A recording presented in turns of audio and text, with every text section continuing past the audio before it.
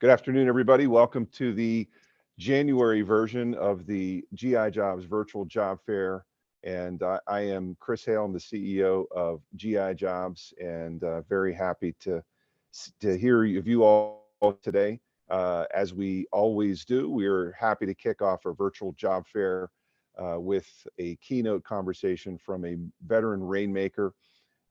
These served really to inspire us to higher levels, and also to sort of demystify a little bit some of that process of transitioning out of the military, and that, which is obviously very, very challenging. We are super pleased today to have my Naval Academy company mate from Sixth Company back in 1987, Dan, I think, right? We go back a ways, Chris. Yeah, absolutely. And then we were actually in the same major at the Naval Academy, mechanical engineering. Dan went surface nuke, so he did really good in all those classes. Me, not so much, but struggled through it. I remember heat transfer was one of our classes towards the end of that. I think it was our senior year, and about a third or 40% failed that class, which is a required class for graduation. I was one of those. I assure you, Dan was not one of those. And fortunately, we got to take it again second semester and pass and get through. But Dan and I go way back. He's a fantastic guy, and we're super pleased to have him. Ladies and gentlemen, Dan Jablonsky is the president, CEO, and board member for Maxar Technologies. Welcome, Dan. Thanks, Chris. Pleasure to be here, and pleasure to be here with all the great work you and your team are doing to help veterans transition to the private sector. Really great work. Yeah. Thank you so much. So let's start. We're just going to have a casual 20-30 minute conversation here with you, get to know you a little bit better. First of all, tell us about you personally, Dan. Just give us a personal background of who you are. Yeah. You kind of gave some of my credentials, but I'm a dad, I'm a husband, I'm a father of 4 kids that are off into the various aspects of their lives at this point. And I get to have the privilege today of running one of the cool tech space companies in the world. We've got about 5,000 employees across the world, and we do everything from building the satellites that connect your Sirius XM radio to your car, to providing the satellites that if you've been out on deployment, provide the communications backbone for you to get information. We fly our own satellites that provide that digital imagery everybody's been seeing about Ukraine and helping provide mission support, and all the way down through the technology stacks, artificial intelligence and algorithms that provide sensor to shooter timeline activities for troops in the field. We're really proud of the mission we have here. We're a proud supporter of veterans groups, and we hire very well out of the veterans area when people are transitioning. So yeah. Excited to be with your team. No, that's really cool. Maxar does some really neat stuff. So tell us more about the actual manufacturing of those satellites. So tell us, do you have facilities that do that, or? Yeah, so we have about 2,000 people in Northern and Southern California, primarily Northern California, where we'll build everything from small form factor satellites. Think about the SDA, Space Development Agency, transport layer work, to everything to the largest satellite we're building is going to be over 9,000 kilograms wet when it gets launched. So over 9 tons that will be thrown into space to provide broadband coverage for all of North America. And we're also, there's a mock-up model behind me here, but we're also building our next generation Earth observation satellites to take that high-grade satellite imagery of the Earth that everybody's gotten used to, especially with the recent events in the Russian-Ukraine war, and everything in between. Wow. Including some cutting-edge space robotics down in our Pasadena group. So if you're interested in space robotics or mechanical engineers like we were, Chris, we like watching the hardware get put together. There's a high degree of mechanically adept people in that space robotics unit. Yeah, very cool. So give us an idea so in terms of satellite production, how many satellites are, manufactured? Do you have some statistics on that, and where do you guys fit in that? Yeah, so we're the largest manufacturer in the world of commercial use satellites. So think of things like the large geostationary communication satellites We talked about Sirius XM. They're one of our customers. Intelsat. Anybody's got a sat in their name has probably built something with us. We're ramping up the large volume production work. So the transport layer work that we're doing with SDA is part of what that would look like. We're a subcontractor there to L3 Harris. And those are smaller form factor satellites. So instead of 9,000 kilograms or anything in between, we got, those are, kind of think more 250 to 450 kilograms for a bus size like that. Mm-hmm. And that's about half of the business we do is the design, the engineering, the manufacturing, the deep space robotics work. We do that with NASA. We do that with commercial companies and others. And then the other half of the work we do is really we call Earth intelligence. And that's the 24/7 operations of flying these Earth observation constellations, taking that, fusing radar data and other data sets, making that accessible on platforms to people throughout the world, including over 400,000 service members and others in the intel agencies that can get immediate access to that data.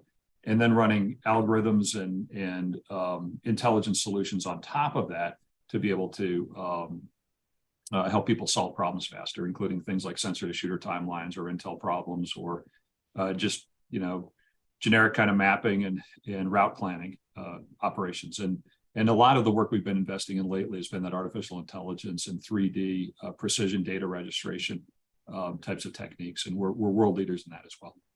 Wow, that is super impressive. Lots of moving parts in your business, no doubt. Yeah, that's really impressive. For some of the folks who are attending the virtual job fair today, the natural question is, boy, a lot of the work that you do sounds like it's very, very well suited to somebody with a military background. Can you kind of walk us through, would you say that applies to people obviously who have experience in the military working with, that sort of equipment or have the certain clearances? That's sort of a natural, but are there opportunities for people that maybe don't have experience, using that type of equipment? Yeah, absolutely. So we've got over 200, 250 job recs open right now in everything from people that do, quality assurance work in the space field, the manufacturing, the engineering of the satellites. So we've got a very heavy aerospace background, very heavy engineering side there. But we run 24/7 mission operation centers, and we've had a lot of success hiring veterans that are used to a shift work type operation mode, hitting timelines, being, up 99.99% of the time, and serving. We're very purpose driven here at Maxar. Our values and our culture and the way we think about the mission focus of our customers is really part of a core ethos of who we are. And military people transitioning into that culture, I think, have a very a smooth transition with us.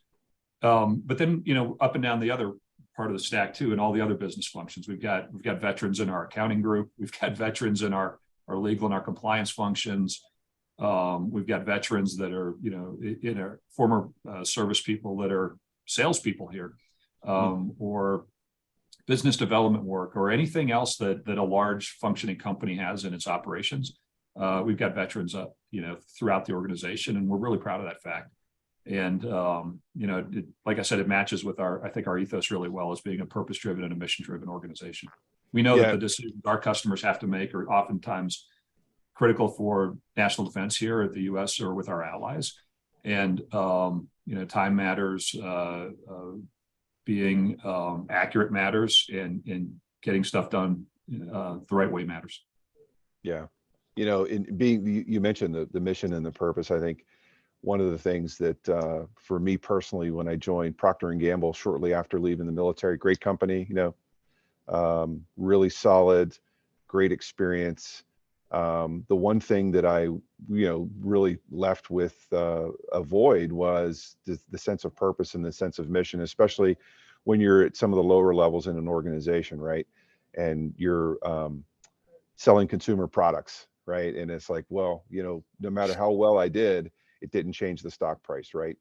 And the stuff that you guys are doing is it's just really cutting edge things. I think in the military, we're accustomed to being part of stuff that's tip of the spear. It's new, it's stuff that's on the news. It's a sense of camaraderie and a calling to a higher purpose that's above all of the individuals that are involved in that. And it sounds like you guys have that same kind of sense of purpose and mission. It's not just a household product that you're filling, right? It's just really, really cutting edge stuff. So congratulations on you for creating that kind of environment. I think very, very welcoming to veterans. Where do you see the space industry? I think we all look at the space industry. There's just a lot of growth, right? But do you have anything specifically that you could point to? Where do you see it 5, 10, 15 years down the road? Is this an industry that's going to continue to develop and grow and provide jobs and security? Yeah, no, I think absolutely. So, and I'll kind of segment into two areas, but the first one I'll talk about is national defense and strategic objectives. Space for a long time was kind of, not sleepy, but sleepier domain of NASA, Russia, Sure. ISR type satellites doing that kind of work, and then science exploration.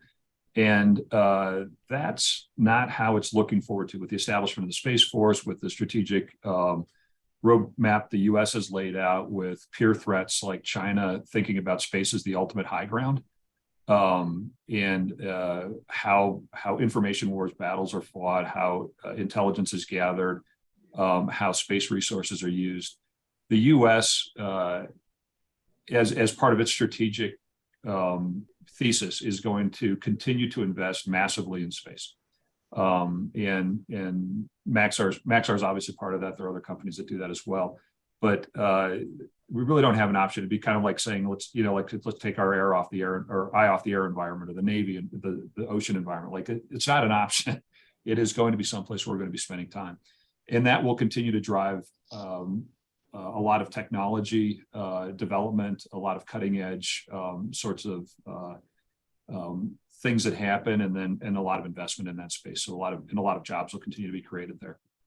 And I think we've really seen that, especially with the Renaissance, where launch costs have come down. Other people have put up a lot of satellites, SpaceX and others that we partner with and compete with, and part of this ecosystem with, are doing amazing, great things, and that's going to continue out into the future. The second thing, though, is really the commercialization of space.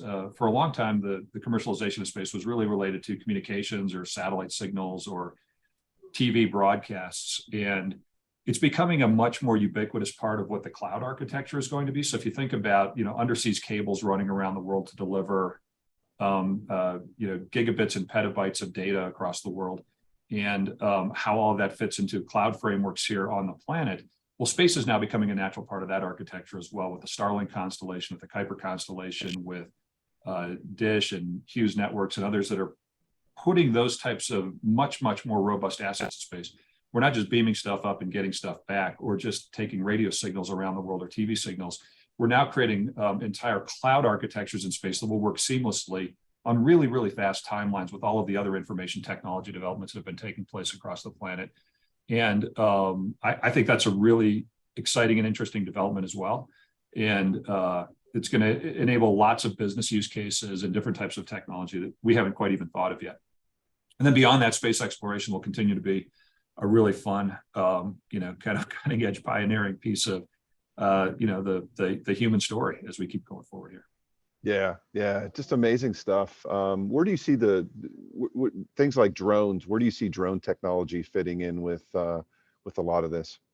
Yeah, I'll give you maybe just a kind of a micro example of one place that we're playing there. But drones, as they become much, much more ubiquitous and cheaper and performant, are really driving a different level of information flow. And we're even seeing that in the war in Ukraine, right? Drone attacks and drones being popped up to provide intelligence and information solutions, reconnaissance type missions, battle damage assessments that people couldn't have done before.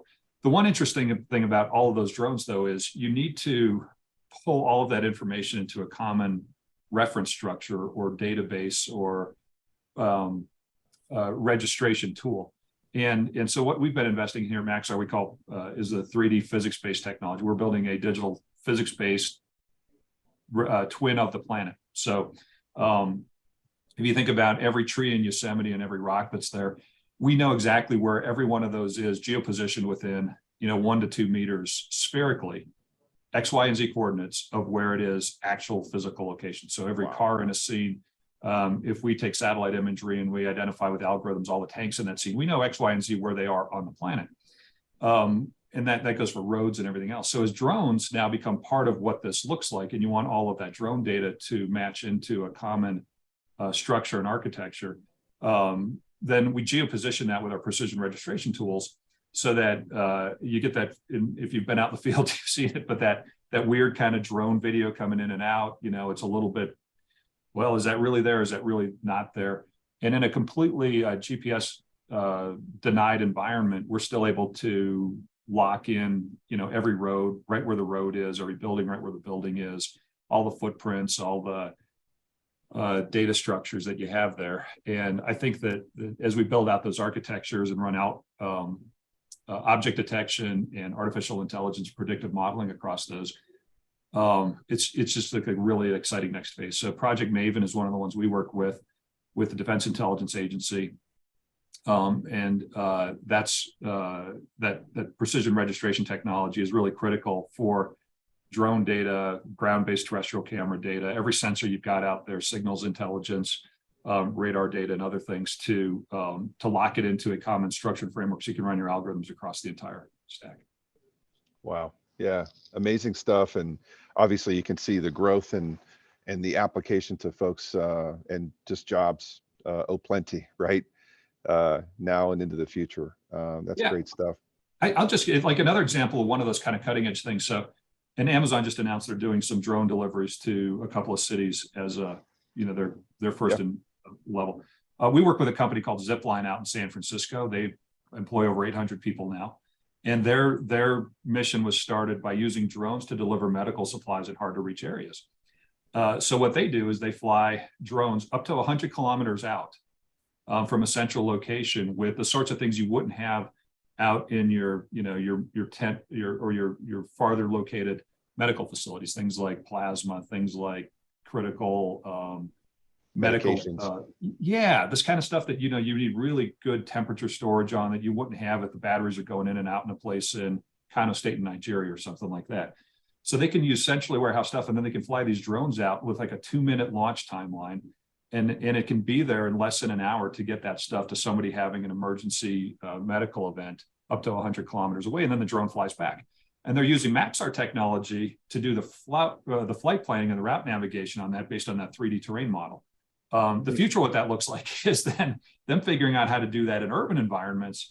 Because right now, you put a bigger drone out there, you just got to get to the hospital and you can parachute it down. But if you want to put something on someone's doorstep that might be, the driveway might be 80% covered by trees, and how do you, there's a lot of technology, a lot of artificial intelligence, a lot of machine learning that goes into flying drones in urban environments to put something on your doorstep.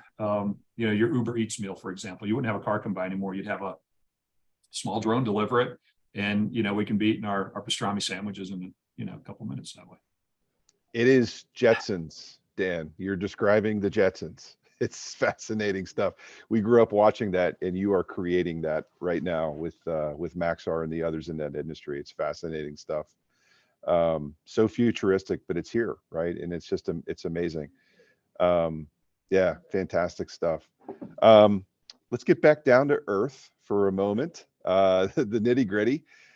For some of the folks that are attending this virtual job fair, that civilian career path is an elusive thing, right? They're accustomed to things like having detailers and having sets of orders that tell them where their next job is going to be in the military. And whether they spent, 4 years or 40 years in the service, that's something that's very common, a very structured environment for how to advance your career. Tell us about maybe what that looks like at Maxar. You can speak firsthand for what that sort of career path might look like at Maxar. How structured is it, and how do you navigate something that seems so nebulous, right, compared to what we experience in the military? Yeah. And it's scary, right, Chris? You and I remember going through this. You take that big, you've been part of that organization, you know what your rank is, you know what your expertise is, and then suddenly you're stepping into this big amorphous civilian situation where you don't know what the rules are. You don't know, there's no MISPOM or MILPOM or anything else to just say, hey, go do it this way all the time. I'll tell you a little bit about how we do it at Maxar, and then maybe I'll just give just a little bit of thought and advice to when I talk to people about transitioning, some of the advice I give. But, Yeah. So at Maxar, we've got a pretty robust recruiting team. We do one of our recruiting areas for focus is veterans, and we've got inside the company also what we call enterprise resource groups, and the veterans are one of those where you come in and you've transitioned, you immediately get put into a community of several hundred people here where they've had similar experiences to you. They can give you advice, they can help you over that hump of wow, this is different. How do we do this here? I got a problem with this area of HR. Where do I go? It's just like another resource group. There's chat rooms. There's people that'll take you under their wing and tell funny stories and remind you of the holidays and all the kind of things that we cared about. See, Daddy. Yeah, I think it's helped a lot of people transition into our environment more easily.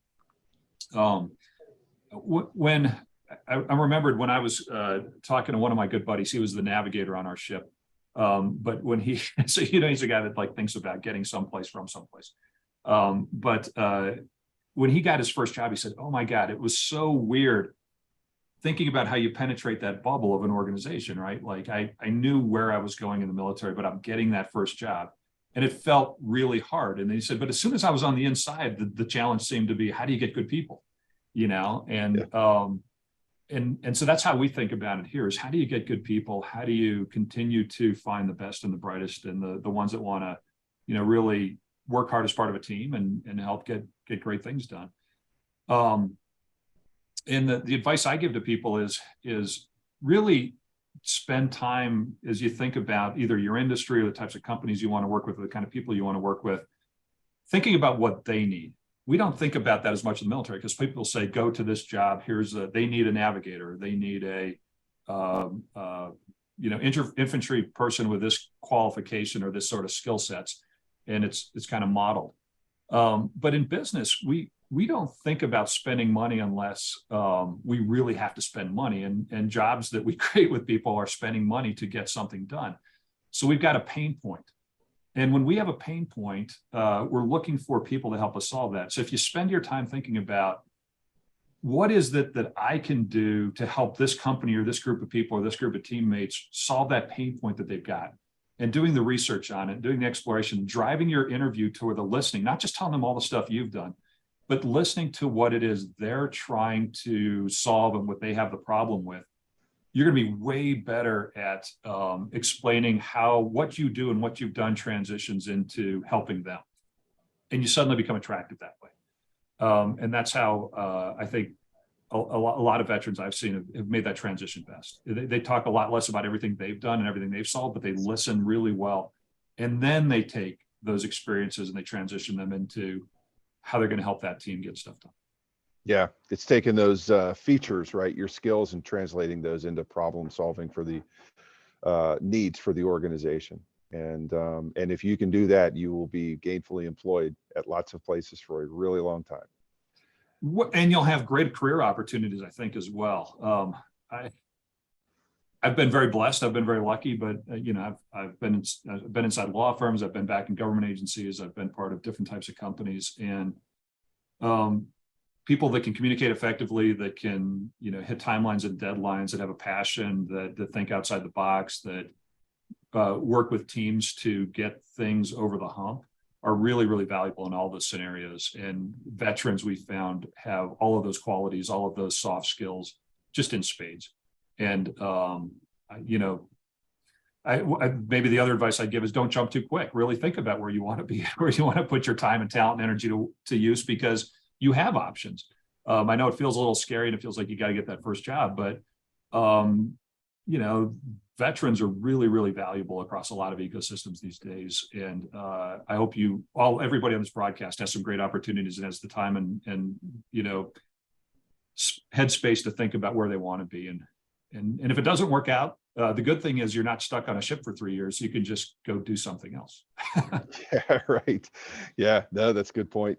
That discovery process is so important. I think, you being a nuclear surface officer, me being a Navy flight officer, I like to tell people that counting the Naval Academy, it took the Navy about 6.5 years until they got me to a point where they trusted me to take an airplane and a crew of 11 and go into foreign countries and fly a mission, right? And perform a mission. And then it took about 2.5 years for them to turn me from that guy back into a civilian. 2.5 days, I'm sorry, 2.5 days, right? Through the transition assistance program class. And obviously the military has extended that a little bit of late. Resources like ours and others are meant to facilitate that discovery process and understand, what options are out there. And it's not the flip of a switch, right? It's a process of understanding where your skills lie, where your interests lie, where the business opportunities and problems are that need to be solved, and how you can do those things. And it's just a wealth of opportunity, and it can be overwhelming at first, but I think if you take it in bite-sized chunks, and this is a great opportunity with veterans today to be able to, at this event, to sit down and talk with these organizations, talk to them about what their needs are. And that discovery process is really important, but it doesn't happen in a couple of days. It happens over a longer period of time. So now, really good insights, Dan. Well, listen, we're going to wrap up here. Any last bit of advice or words of motivation for the veterans that are attending our virtual job fair here today? I just have fun with it. I know that sounds really, kind of maybe not quite as easy as it should from someone on this side of it already, but have some fun with it. Let your mind just, kind of expand into other areas that maybe you haven't thought as much about. And think about over that longer term, what brings you joy, what you find you have fun with, and what kind of people you want to be around. We spend a lot of time. We spent a lot of time in the military working. We spend a lot of time here working. It really does matter the kind of people that you're involved with, the kind of people that you hang out with day to day, because those will be drivers of your continued success and your satisfaction level. And enjoy it. You're off on an exciting journey, and you're all going to have your own great stories to tell as you come through this process. Yeah. Dan, thank you so much. Ladies and gentlemen, Dan Jablonsky, President, CEO, board member of Maxar Technologies, and a 5-year Navy veteran. Thank you so much for joining us today. Really inspiring words. And to all the veterans and military spouses who are attending today, best of luck as you explore your journey into the private sector. Best of luck to everybody. Thank you for joining us today. Bye.